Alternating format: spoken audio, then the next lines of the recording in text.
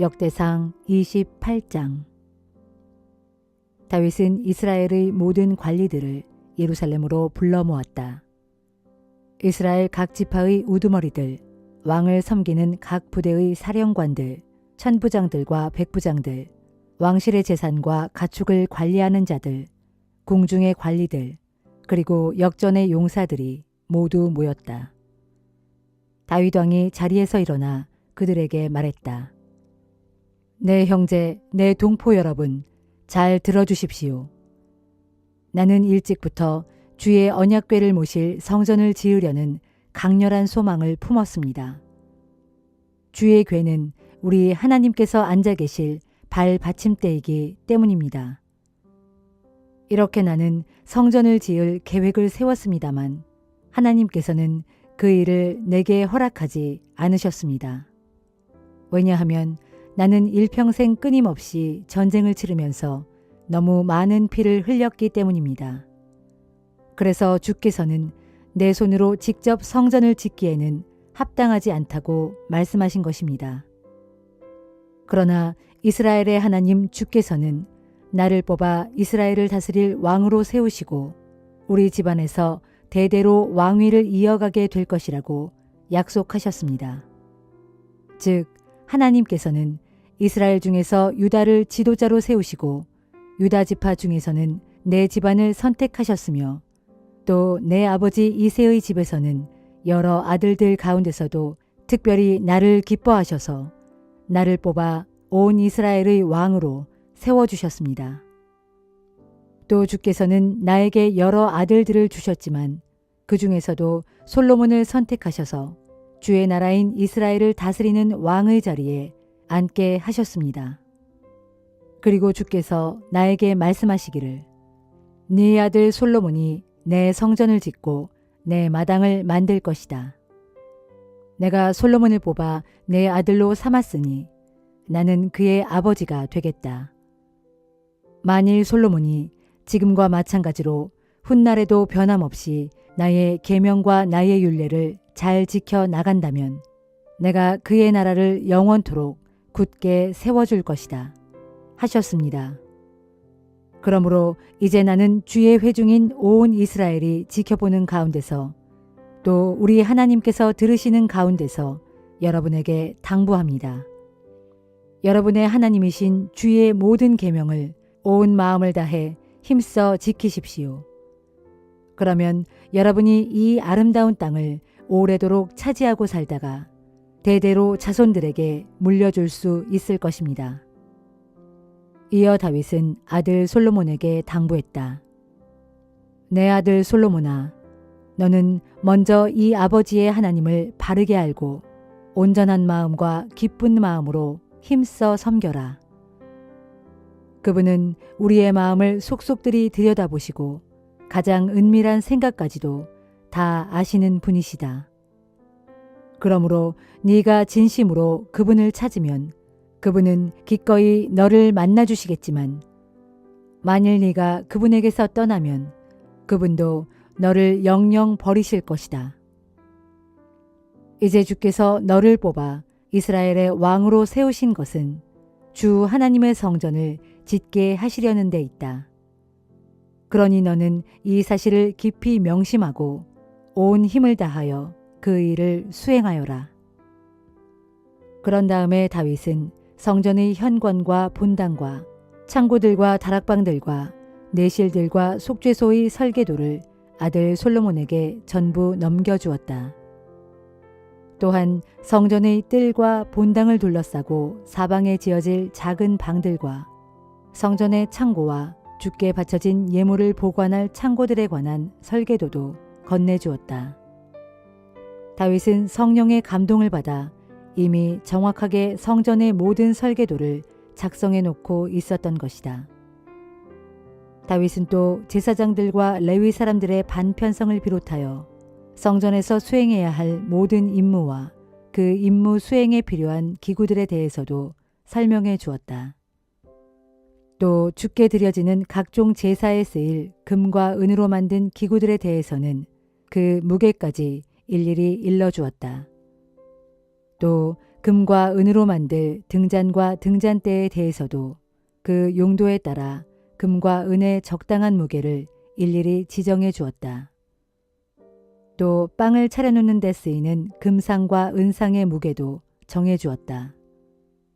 또 고기 갈고리와 대접과 주전자 등을 만드는 데에 쓰일 순금과 무게 및 금접시를 만드는 데에 쓰일 금의 무게 그리고 은접시를 만드는 데에 쓰일 은의 무게도 정해 주었다. 또 향을 피우는 제단 곧 분향단을 만드는 데 쓰일 정련된 순금의 무게도 알려주었다.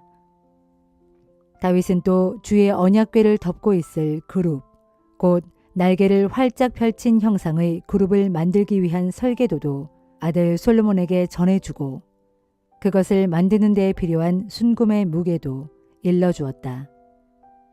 그런 후에 다윗이 아들 솔로몬에게 말했다. 이 모든 것은 주께서 친히 내게 지시해 주신 것을 내가 손으로 그려 적은 것이다. 그리고 다윗은 아들 솔로몬에게 당부했다. 내 아들아, 너는 강하고 담대하게 성전 공사에 착수하여라. 조금도 주저하거나 두려워하지 말아라. 나의 하나님 주께서 너와 함께 하신다. 주께서는 주의 성전 공사가 완성될 때까지 결코 너를 떠나가시거나 버리시지 않을 것이다. 제사장들과 레위 사람들도 하나님의 성전에서 일할 준비가 다 되어 있다. 그리고 다양한 부문에서 숙련된 기술자들이 여러 가지 일들로 너를 도와줄 것이다. 이 나라의 모든 지도자들과 백성들도 모두 너의 명령에 기꺼이 따를 것이다.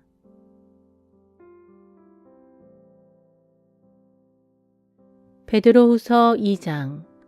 옛적 이스라엘 백성들 가운데 거짓 예언자들이 나타나 활동했듯 오늘날 여러분 가운데도 거짓 교사들이 나타나 활동할 것입니다. 그들은 사람을 파멸의 구렁텅이로 몰아넣을 이단 사상을 교묘히 교회 안으로 끌어들여 자기들을 값주고 구원하신 그리스도를 부인함으로써 자신들이 받을 멸망을 스스로 재촉하는 자들입니다. 하지만 그런 줄도 모르고 많은 사람들이 그들 거짓 교사들의 타락하고 방탕한 길을 따를 터인데 그리하여 그들로 인해 진리의 길이 크게 모독을 당할 것입니다. 또한 이런 거짓 교사들은 세상 탐욕에 가득 차서 자신들이 교묘하게 꾸며낸 각종 이야기들로 여러분의 호주머니를 최대한 착취할 것입니다. 그러나 하나님께서는 이미 오래전에 그들에게 내릴 엄중한 심판을 정해놓으셨으므로 머지않아 무서운 파멸이 그들에게 반드시 들이닥치고 말 것입니다. 하나님께서는 자신을 거슬러 죄를 지은 천사들을 용서치 않으시고 쇠사슬로 결박한 채 지옥에 던져 최후 심판 때까지 깊고 어두운 구덩이 속에 가두어 두셨습니다. 또 하나님께서는 죄범한 옛 세상을 용서치 않으시고 불경한 자들의 타락한 세상을 큰 홍수로 쓸어버리셨습니다. 이때 하나님께서는 오로지 의의 말씀을 선포했던 노아 및 그의 7 식구만 살려주셨습니다. 뿐만 아니라 하나님께서는 소돔과 고모라 성 위에 유황불을 퍼부으셔서 그 2 성을 잿더미로 만드심으로써 불경한 사람들에게 어떤 두려운 심판이 닥치게 되는지를 후세의 사람들에게 본보기로 보여주셨습니다. 그러나 하나님께서는 그처럼 두려운 심판 가운데서도 무법한 사람들의 음란하고 방탕한 행실 때문에 큰 고통을 겪고 있던 의로운 사람 롯은 구해내셨습니다. 이 의인 롯은 그들 가운데 함께 살면서 날이면 날마다 그들의 끔찍스러운 악행들을 보고 듣는 가운데 자기의 의로운 영혼이 심한 고통을 겪고 있었습니다. 이와 같이 주님께서는 경건한 의인들을 여러 가지 시험 가운데서 무사히 건져내시는 반면 불의한 악인들을 심판날까지 두려운 형벌로 다스리는 방법을 알고 계시는 분이십니다. 특히 하나님께서는 더러운 정욕에 빠져 육체의 악한 요구대로 살아가는 자들과 만물의 주관자이신 하나님의 권세를 모독하는 자들을 더욱 엄하게 다스리실 것입니다. 그런 자들은 아주 당돌하고 교만해서 겁도 없이 하늘에 있는 영광스러운 존재들, 곧 하나님을 섬기는 천사들을 모독합니다. 그러나 하늘의 천사들은 이런 거짓 교사들보다 더 큰 힘과 능력을 가지고 있으면서도 감히 주님 앞에서 그들을 모독하는 고발을 하지 않습니다. 그러므로 거짓 교사들은 본래 붙잡혀 죽을 운명을 가지고 태어난 이성 없는 짐승들 같아서 자신들이 알지도 못하는 일들을 마구 모독하다가 결국 짐승들처럼 처참하게 멸망당하고 말 것입니다. 그렇습니다. 그들은 사람들에게 해를 끼친 불의의 대가로 자신들도 해를 당하고 말 것입니다. 그들은 대낮에도 흥청망청 술잔치를 벌이며 세상 쾌락에 빠져 삽니다. 그들은 온통 허물과 흠투성이들이어서 여러분과 연애를 벌이는 자리에서도 속으로는 온갖 속임수를 꾀합니다. 그들의 눈은 오직 음탕한 것들만을 찾아다니기 때문에 한시도 죄짓기를 멈추지 않습니다. 또한 그들은 들떠있는 여자들과 믿음이 연약한 영혼들을 꿰는 일에 정신이 없고 그로 인해 한껏 자신들의 탐욕을 채우는 그야말로 저주받은 자식들입니다. 이를테면 그들은 거짓 예언자인 부올의 아들 발람의 길을 따르는 자들입니다. 옛적의 발람은 재물의 유혹을 받고 바른 길을 떠나 악한 길로 들어선 자로서 그는 그처럼 불의의 삭슬 사랑하다가 자신의 죄로 인해 책망을 받았는데 놀랍게도 말 못하는 나귀가 사람의 목소리를 내어 그자의 미친 행동을 막은 것입니다. 이런 거짓 교사들은 바짝 말라버린 물없는 우물과도 같고 거센 폭풍에 밀려가고 흩어지는 안개와 같습니다. 그들에게는 오직 칠흑 같은 어둠만이 마련되어 있을 뿐입니다. 그들은 허무맹랑하고 헛된 말로 자신들이 지은 죄들과 유혹에 빠진 일들을 자랑 삼아 늘어놓음으로써 미혹을 받아 그릇된 생활을 하는 사람들에게서 가까스로 빠져나온 사람들을 또다시 깨어 육체의 정욕 가운데로 이끕니다. 그들은 그런 사람들에게 자유를 준다고 약속하지만 정작 자신들부터가 멸망의 노예일 뿐입니다. 그들은 일찌감치 죄에 패배한 자들로서 누구든지 진 사람은 이긴 사람의 노예가 될 수밖에 없습니다. 만일 사람들이 우리의 주시며 구주이신 예수 그리스도를 알므로써 세상의 더러움과 악함에서 빠져나왔다가 또다시 유혹에 빠져 세상에 얽혀 들어가 정복을 당하게 되면 그들의 마지막 처지는 애초의 처지보다 훨씬 더 나빠지게 될 것입니다. 사람들이 의로운 길을 알면서도 자기들에게 주어진 하나님의 거룩한 계명을 저버린다면 차라리 처음부터 그 의로운 길을 몰랐던 편이 더 나을 것입니다. 그런 사람들에게는 개는 자기가 토한 것을 도로 먹고 돼지는 몸을 씻고 도로 진창에 뒹군다라는 속담이 그대로 들어맞습니다.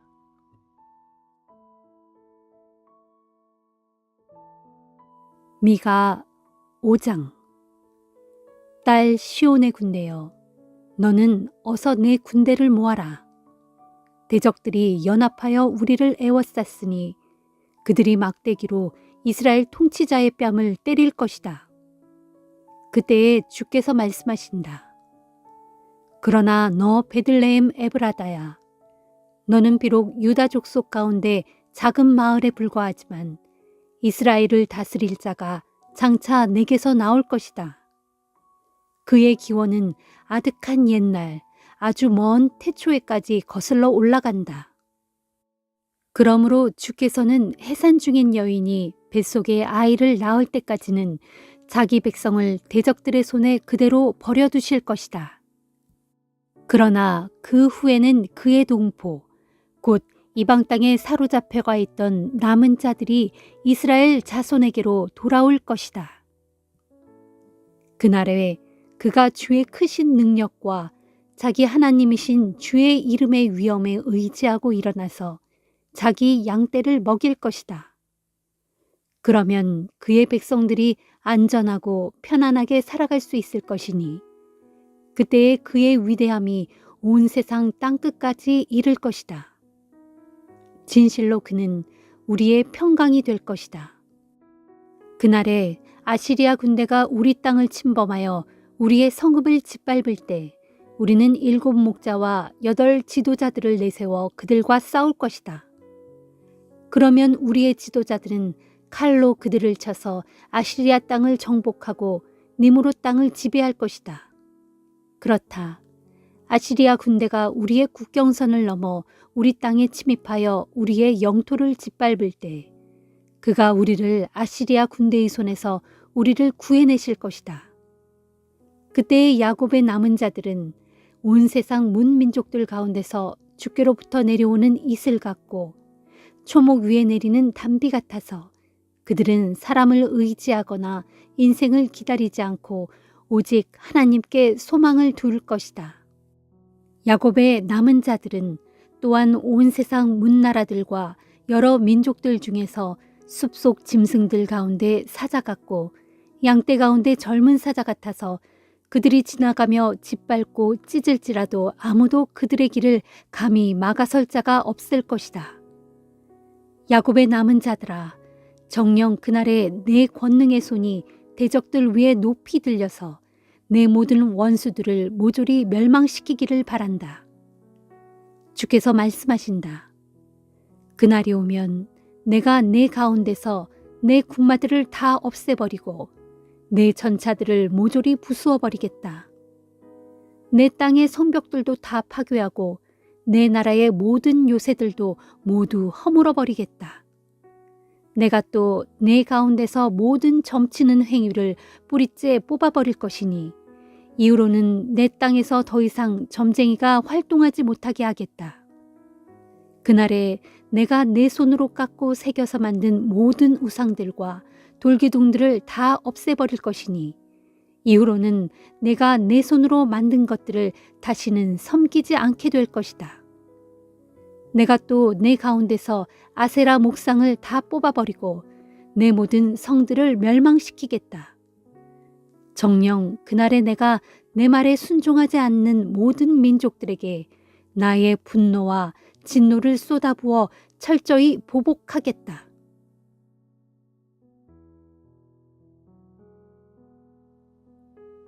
누가복음 14장. 어느 안식일에 예수께서 음식을 드시려고 어떤 바리새파 지도자의 집에 들어가시자 사람들이 예수를 주의 깊게 지켜보고 있었다. 마침 그 자리에는 온몸이 붓는 수종병 환자가 와 있었다. 예수께서 바리새파 사람들과 율법 교사들에게 물으셨다. 안식일에 병을 고쳐주는 것이 합당한 것이요, 합당하지 않은 것이요. 하지만 모두들 아무런 대답이 없었다.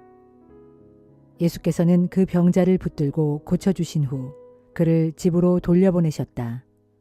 그리고 나서 그들에게 물으셨다. 안식일에 당신들의 아들이나 소가 우물에 빠진다면 당장 거기서 끌어내지 않을 사람이 어디 있겠소? 예수의 이 말씀에 그들은 아무 대답도 하지 못했다. 하루는 예수께서 초대받은 사람들이 저마다 식탁의 윗자리를 골라잡는 것을 눈여겨보시고는 이런 비유를 들려주셨다. 결혼잔치에 초대받아 가거든 여러분은 윗자리에 앉지 마십시오. 여러분보다 더 귀한 손님이 초대를 받아올지도 모르기 때문입니다.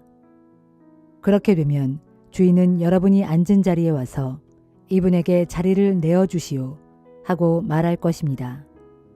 그러면 여러분은 무안을 당하면서 구석진 자리로 내려가지 않으면 안 될 것입니다. 그러니 초대를 받거든 여러분은 아예 잔치자리 중 맨 끝자리에 가서 앉으십시오. 그러면 주인이 여러분에게 다가와서 친구여, 이리로 올라와서 윗자리에 앉으시오 하고 권할 것입니다. 그렇게 되면 다른 손님들 앞에서 당신이 높임을 받게 될 것입니다. 누구든지 자기 자신을 높이면 낮아질 것이요, 자기를 낮추는 사람은 높아질 것입니다.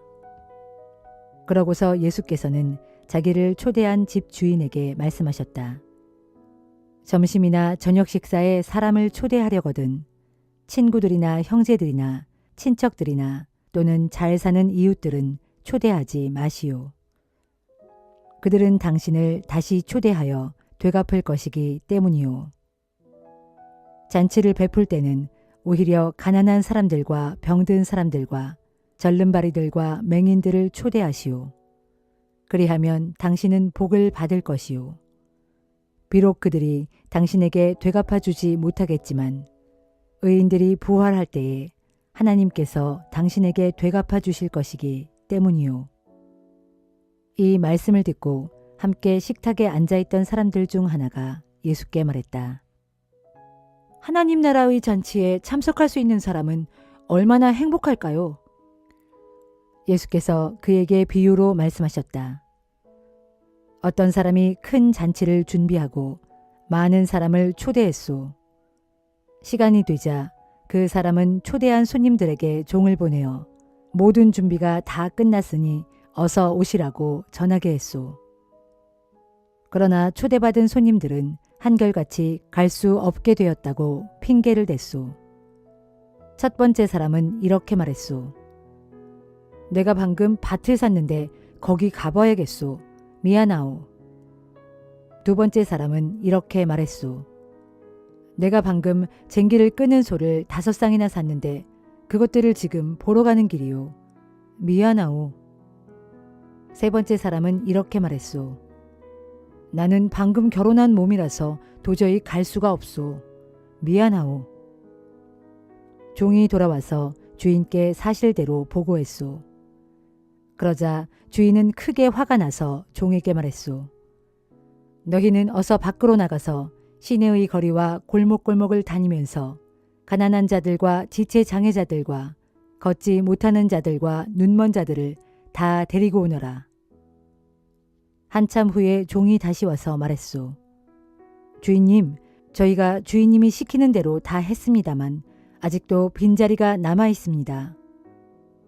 그러자 주인이 말하기를 너희는 구석구석 두루 다니면서 사람들을 다 들어오게 해서 내 집안을 가득 채우도록 해라.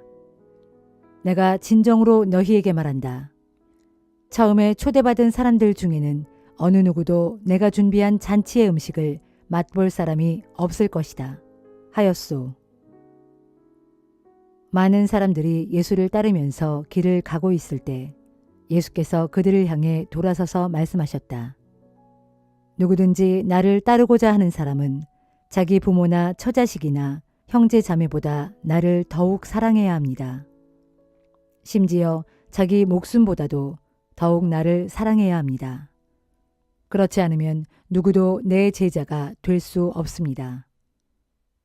누구든지 자기 십자가를 지고 나를 따르지 않으면 내 제자가 될 수 없습니다. 여러분 중에 누가 망대를 세우려고 하면 그 사람은 먼저 전체 비용이 얼마나 들 것인지 계산부터 뽑아보지 않겠습니까?